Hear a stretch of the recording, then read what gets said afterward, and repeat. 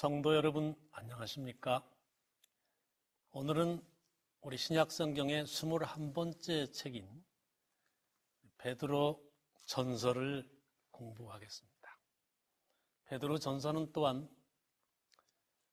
일반 서신 중에서 두 번째 책이죠.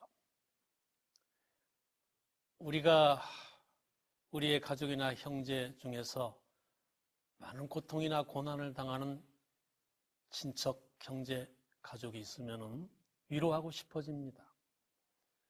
그래서 편지를 써서 고통이 많겠지만은 더 많은 고통을 받으신 예수 그리스도를 생각하라고 그렇게 권하게 됩니다. 그런 권면을 한 편지가 바로 베드로 전서입니다. 베드로 전서 말씀을 읽기 전에 우리 기도하고 시작하겠습니다. 은혜로우신 아버지, 세상이 허전하고 수많은 고통과 환난이 있지만은 하나님께서 우리 아버지시니 감사하고 찬송합니다.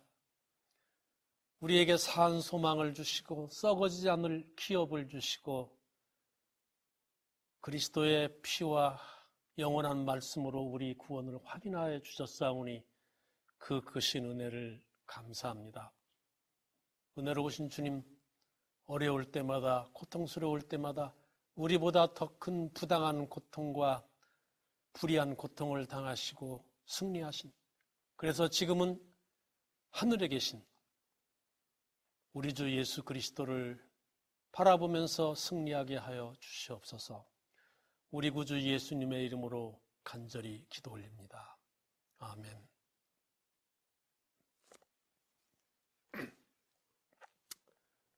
베드로 전서 1장 1절서부터 보겠습니다. 예수 그리스도의 사도 베드로는 본도, 갈라디아, 갑바도기아, 아시아와 비두니아에 흩어진 나그네 곧 하나님 아버지의 미리 하심을 따라 성령이 거룩하게 하심으로 순종함과 예수 그리스도의 핏부림을 얻기 위하여 택하심을 입은 자들에게 편지하노니 은혜와 평강이 너희에게 더욱 많을지어다. 3절에 우리 주 예수 그리스도의 아버지 하나님을 찬송하리로다. 그의 많으신 궁일대로 예수 그리스도를 죽은 자 가운데서 부활하게 하심으로 말미암아 우리를 거듭나게 하사 산 소망이 있게 하시며 썩지 않고 더럽지 않고 쇠하지 아니하는 유업을 있게 하시나니 곧 너희를 위하여 하늘에 간직하신 것이라 그랬습니다. 베드로 전서와 후서를 기록하신 분은 두말할 것 없이 예수님의 제자인 베드로입니다. 베드로는 우리가 잘 아는 바와 같이 갈릴리의 어부였죠. 성격이 급한 사람이고 많은 단점을 가지고 있는 그런 분이셨습니다. 만일 베드로가 예수님을 어느 날 만나지 않았더라면 그는 성미 급한 갈릴리의 어부로서 그냥 그의 일생을 마쳤을 것입니다. 그런데 베드로가 예수님을 만남으로 그의 전 일생이 바뀌었고 그의 일생만 바뀌어졌을 뿐만 아니라 그로 말미암아 세상도 바뀌어졌죠. 그래서 우리가 예수님을 만난다는 것이 얼마나 중요한 것임을 알 수가 있습니다. 우리도 정말 바꾸어지고 싶습니다. 우리 자신이 싫고 어떤 때 정말 다른 사람이 되고 싶고 변하고 싶고 그래서 우리도 베드로처럼 예수님을 만나는 그런 감격스러운 순간들이 많아야 되겠습니다. 또한 우리는 어떤 때 세상을 변화하게 할 수 없을지라도 안드레가 그랬습니다. 안드레는 자기 형 베드로만큼 똑똑하지 못했습니다. 그렇지만은 그는 자기 형을 인도했습니다. 형이 말을 듣지 않자 내가 메시아를 만났다. 와 보라 해서 예수님께 자기 형을 소개했죠. 그래서 형이 마침내 그 유명한 베드로가 되었습니다. 우리가 전하는 한마디의 말 때문에 베드로 같은 인물들이 세상에 생겨난다면 얼마나 보람이 있는 일이겠습니까? 그래서 우리 베드로가 이 베드로 전서라는 편지를 쓴 것을 보면서 우리는 다시 한번 예수님을 만나는 것이 얼마나 중요한 것임을 깨닫게 됩니다. 베드로 전서를 왜 썼는가, 베드로가? 내용을 보면 확실합니다. 베드로가 AD 67년에 순교를 당했으니까 그 당시에 벌써 핍박이 각 교회마다 많았습니다. 그래서 이 환난과 핍박을 당하고 고통당하는 성도들을 어떻게 하면 좀 위로할 수 있을까? 이 지도자로서, 목회자로서, 믿음의 선배로서 이 고난당하면서 슬퍼하고 때로는 낭망하는 신자들을 위로하기 위해서 이 베드로 전서를 썼습니다. 이 목적을 우리가 잘 이해하고 베드로 전서를 읽으시면 베드로 전서가 더욱 따뜻하고 또 아름다운 위로의 말씀으로 우리에게 다가올 것입니다. 베드로 전서의 구조는 총 5장인데요. 1장은 고난 중에서도 찬송하며 기뻐해야 할 이유에 대해서 썼습니다. 2장은 부당한 고난을 당하면서도 우리가 기뻐해야 할 이유를 썼어요. 왜냐하면 우리 주님께서는 우리보다 더 큰 부당한 고난을 당하셨는데도 참으시고 승리하셨기 때문이다. 3장은 불의한 고난. 고난 중에서도 참 부당하고 불의한 것들이 많죠. 특별히 그 당시에 더욱 많았을 겁니다. 불의한 고난을 당할 때도 우리보다 더 큰 불의한 고난을 당하신 예수 그리스도를 생각하고 참아라. 그렇게 말씀했습니다. 4장에 보면은 우리가 고난이 많지만은 예수 그리스도의 고난에 우리가 동참하는 것을 오히려 기쁘게 생각하고 오히려 특권으로 생각해라. 그렇게 권면하고 있습니다. 다 예수 그리스도가 이렇게 등장합니다. 그 다음에 5장은 너희 염려를 다 주께 맡겨버려라. 왜냐하면 고난이 많지만 고난은 잠깐이다.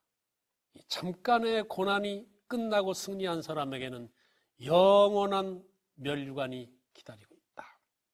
그걸 쓴 것이 우리 베드로전서의 5장입니다.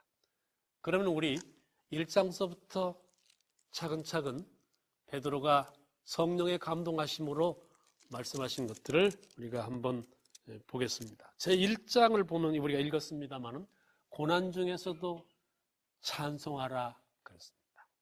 왜 찬송하는가? 바울은 몇 가지를 말했습니다. 첫 번째는 우리한테는 살아있는 소망이 있기 때문이다. 산 소망.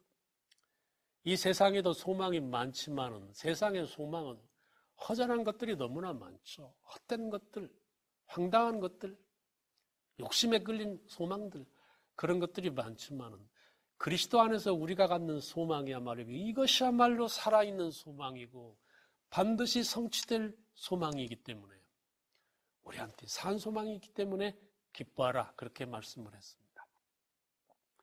제가 한번 베드로 전서를 학생들에게 가르치면서 이 산 소망에 대해서, 산 소망이라는 여러분 살아있는 소망 아닙니까? 죽은 소망이 아니라 그리스도 안에 살아있는 소망인데 이걸 가르치면서 학생들에게 가르치면서 이렇게 보니까 맨 앞에는 어떤 학생이 졸고 있어요. 그래서 제가 그 조는 학생에게 질문을 했습니다. 졸음도 좀 깨울 겸해서 우리한테 무슨 소망이 있다고 하고 질문을 했어요. 한번 말해보라고. 그러면 산소망이라고 대답을 해야 되는데 이 친구가 졸다가 갑자기 제가 질문을 하니까 깜짝 놀라서 눈을 떴는데 무슨 소망이 있느냐 하고 물었더니 이 학생이 산소망이라고 하지 않고 예, 우리에게는 시대의 소망이 있습니다. 그렇게 대답을 해요. 아마 책 이름을 말했어요. 그래서 제가 말했습니다. 너 참 대답 잘했다. 우리가 가지고 있는 산 소망이야말로 시대를 통해서 변하지 않는 영원한 소망이다. 네 대답도 맞았다. 그랬습니다. 우리한테 살아있는 소망을 주신 하나님을 찬송합시다. 변하지 않는 반드시 이루어질 소망입니다. 우리가 아무리 무서운 고통 중에 있어도 우리가 이 소망을 가지고 있으면 마침내 이길 수 있죠. 이 베드로가 고난을, 환난을 당할 때 기뻐하라, 오히려 찬송하라, 그렇게 말한 두 번째 이유는 무엇인가 하면은 우리 성도들한테는, 하나님의 자녀에게는 영원한 기업이 있기 때문이다. 그렇게 말씀했습니다. 이 기업이라는 것은 지금 요즘 말하는 그런 회사나 기업체 그런 기업이 아니고 유산으로 우리에게 물려받는 그 기업입니다. 세상의 기업이라는 것은 다 쇠하고 사라지고 없어지는 것이다. 그렇지만 하나님께서 주신 영원한 기업은 그건 정말 영원한 것이고 이 세상에서 그 기업을 다 받지 못한다 하더라도 우리가 하늘에서 영원한 기업이 또 기다리고 있기 때문에 그래서 우리는 모든 것을 잃어도 기뻐할 수 있는 것이다. 찬송할 수 있는 것이다. 그렇게 말씀하고 있습니다. 세 번째 우리가 고난 중에서도 찬송할 이유는 무엇인가 하면 우리에게 확실한 구원이 있기 때문이다. 그렇게 말씀을 하고 있습니다.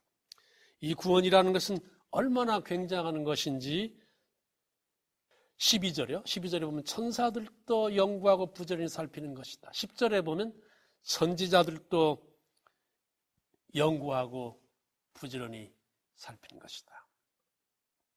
이렇게 구원이란 굉장한 것이다. 그렇게 말씀을 했습니다. 모든 것을 잃었는데 구원만 얻으면 되느냐? 여러분, 모든 것을 잃었어도 구원이 모든 것입니다. 이 세상 모든 것보다도 더 굉장한 것이 하나님의 자녀가 되는 것이고 우리의 구원입니다. 왜냐하면 구원은 우리에게 영생을 주기 때문에, 하나님의 자녀가 되게 하기 때문에 그렇습니다. 하나님의 자녀가 된다는 것은 모든 것을 얻는 것이죠. 그리고 네 번째로 1장 19절서부터는 우리의 구원이 어디에 근거되어 있는가를 말씀해 주고 있습니다. 아주 중요한 것이죠. 이렇게 확실한 우리 구원은 우리 인간의 어떤 감정이나 세상 것들에 기초되어 있는 것이 아니다. 우리가 얻는 확실한 구원은 두 가지를 말하고 있습니다. 19절에 보면 뭐라고 되어 있습니까? 흠없고 점없는 어린 양 같은 그리스도의 보배로운 피로 된 것이다. 하나님의 아들의 피로 우리의 구원이 인쳐졌기 때문에 우리의 구원은 아무도 뺏어갈 수 없다. 우리가 스스로 떠나지 않는 한 사단도 우리의 구원을 빼앗을 수 없죠. 그리스도의 피로 인쳐진 것입니다. 또 하나, 우리 구원이 근거하고 있는 것은 하나님의 말씀입니다. 23절에 보면 살아있고 항상 있는 하나님의 말씀으로 된 것입니다. 우리의 구원. 그러니까 여러분, 이 두 가지 외에 어떤 것도 우리 구원의 근거로 삼지 마십시오. 예수 그리스도의 영원한 피와 하나님의 말씀, 약속, 이 두 가지만 우리의 구원의 근거가 됩니다. 전적으로 하나님의 선물이죠. 그래서 베드로는 이렇게 확실히 말씀을 하고 있습니다. 2장을 보면은 조금 전에도 말씀을 드렸습니다만 부당한 고난도 하나님의 성도들은 참아야 한다. 그렇게 말씀하고 있습니다. 부당한 고난을 참고 승리하기 위해서는 예수 그리스도께 와야 되고 예수 그리스도를 바라봐야 된다.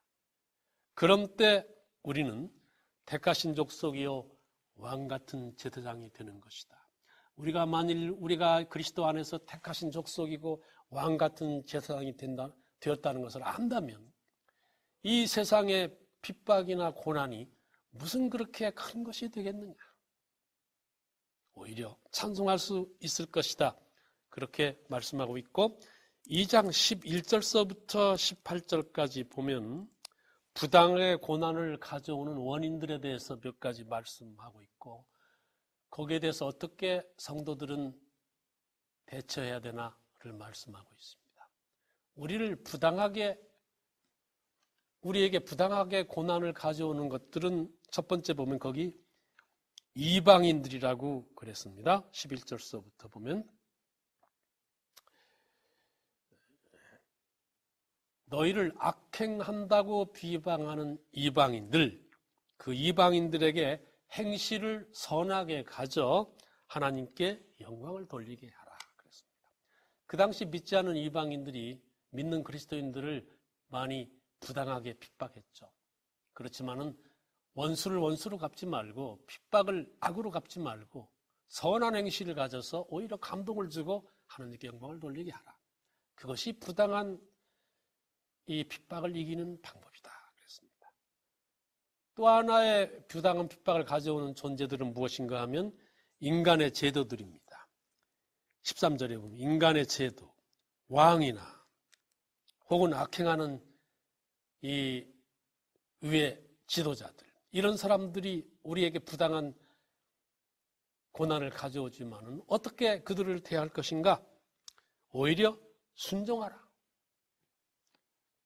잘해주는 자들에게 뿐만 아니라 까다로운 자들에게도 그리하라. 그렇게 말씀했습니다. 많은 젊은이들이 마음에 안 들어하는 그런 말씀이지만은 그러나 여기에 기독교 역사에 아주 큰 중요한 의미가 있습니다. 오히려 반항하고 원수로 삼고 그러는 것보다 예수님의 모본을 따르라. 예수님께서는 세상의 정치나 세상의 나라를 부정하지 않으셨다. 그 다음에 세 번째로 보면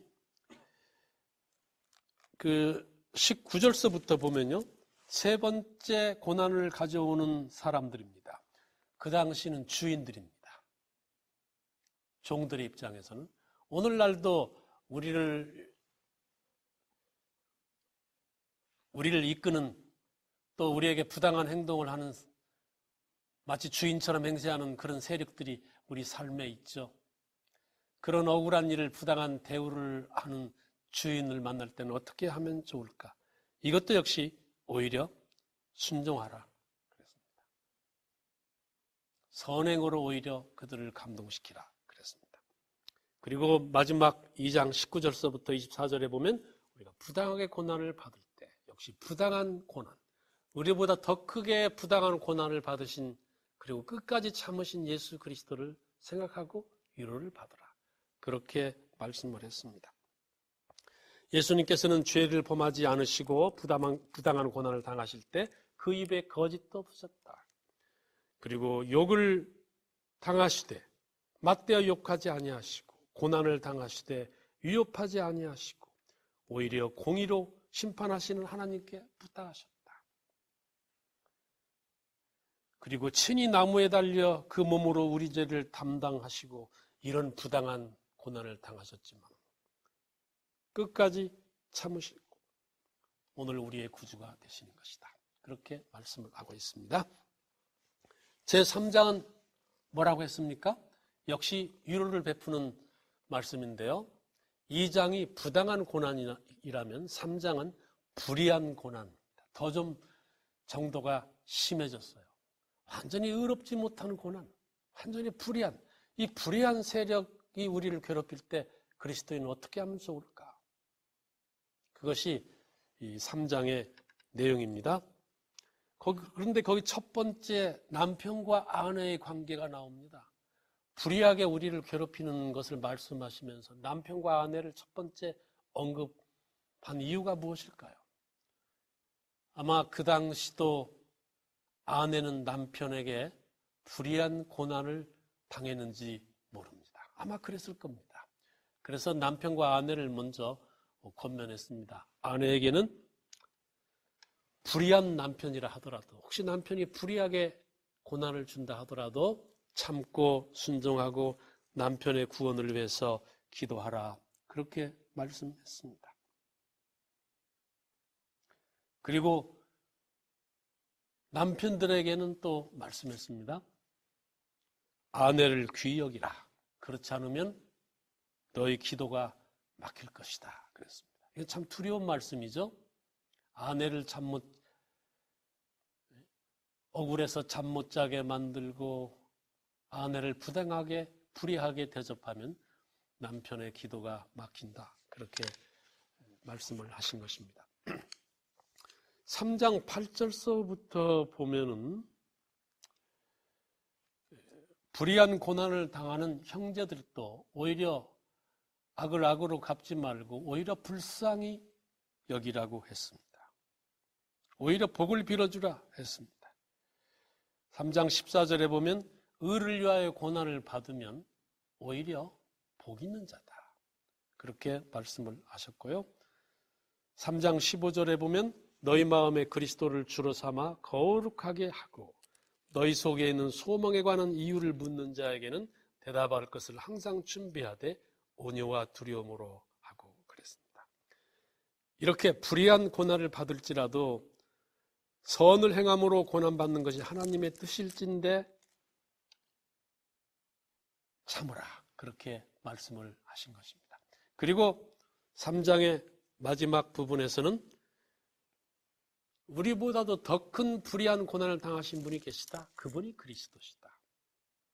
그러므로 수많은 불의한 고통을 당하시고 십자가에 돌아가신 예수 그리스도를 생각하면서 참으로 억울하고도 불의한 고난을 당할 때도 참고 기다리고 오히려 선한 행실로 그 세력들을 감동시키고 하나님께 영광을 돌리라.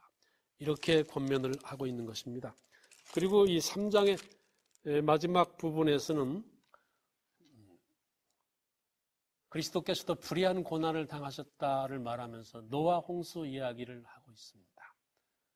우리를 위해서 그렇게 돌아가시고 120년 동안 그렇게 간곡히 세상에 전파하셨지만은 그러나 노아 홍수 때 구원받은 사람이 몇 명이냐? 겨우 8명이었다. 세상은 그렇게 불의하게 그리스도를 대했다. 죄라는 것은 그렇게도 불의한 것이다. 그래도 예수님께서는 참고 승리하시고 마침내 우리를 구원하실 것이다. 그렇게 말씀을 하신 것입니다. 4장은 예수 그리스도의 고난에 참여하는 것으로 오히려 기뻐하고 즐거워하라 그랬습니다. 고난은 피할 수가 없는 것이지만 그러나 우리에게는 그리스도가 계시니 오히려 그 고난을 선으로 바꾸면서 기쁨으로 바꾸면서 참으라. 그렇게 4장에서 말씀했습니다.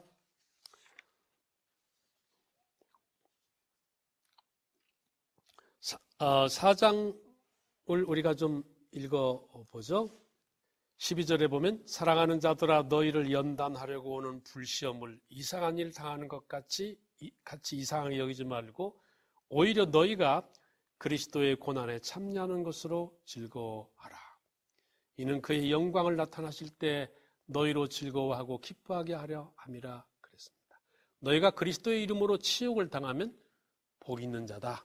그렇게 말씀했습니다. 만일 16절에 그리스도인으로서 고난을 받으면 부끄러워하지 말고 도리어 그 이름으로 하나님께 영광을 돌리라 그랬습니다.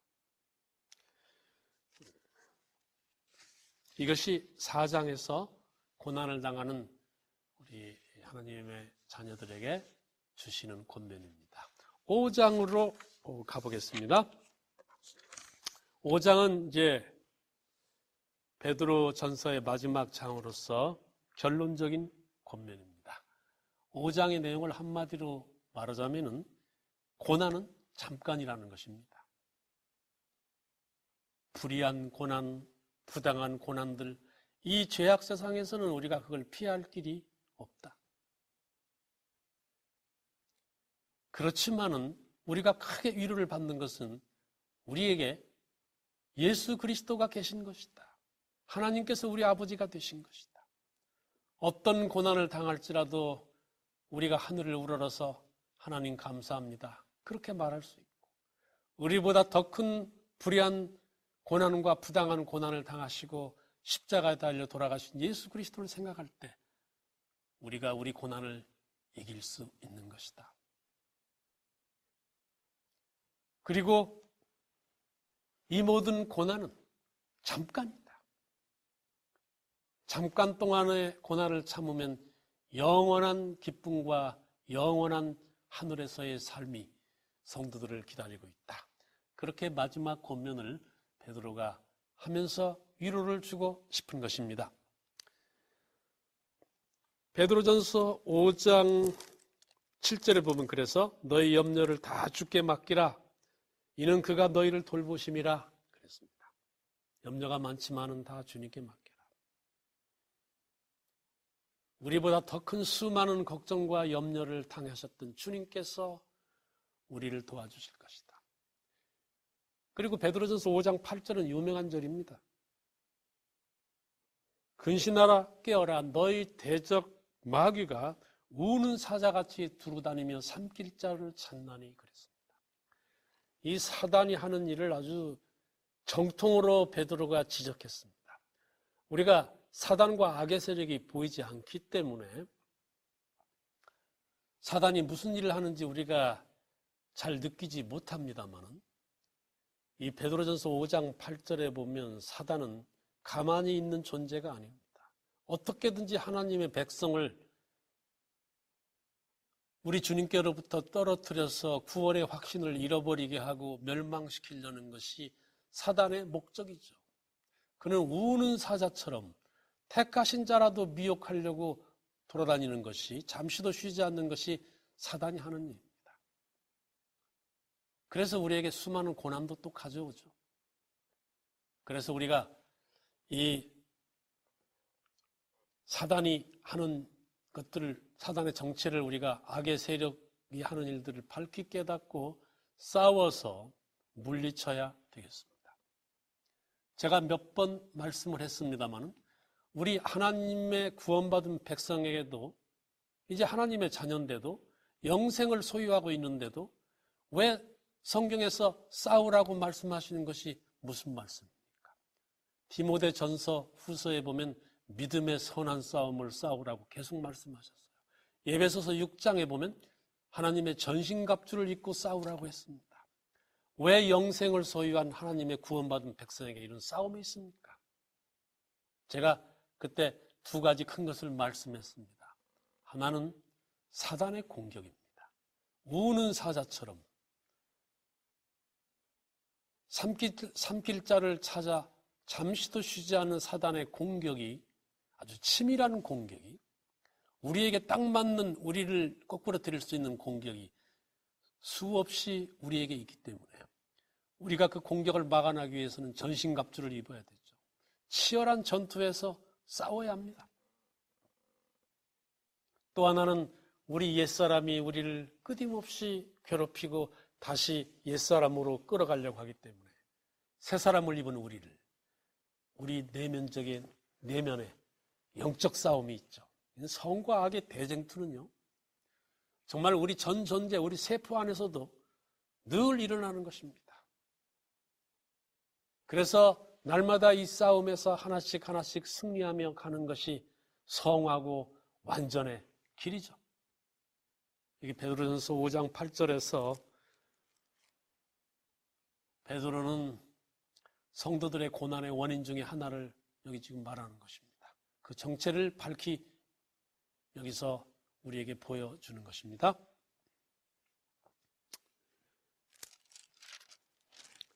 그리고 5장 10절에서는 마지막 그 기원이 나오죠. 베드로의 간절한 마음을 알 수가 있습니다. 모든 은혜의 하나님 곧 그리스도 안에서 너희를 부르사 자기의 영원한 영광에 들어가게 하신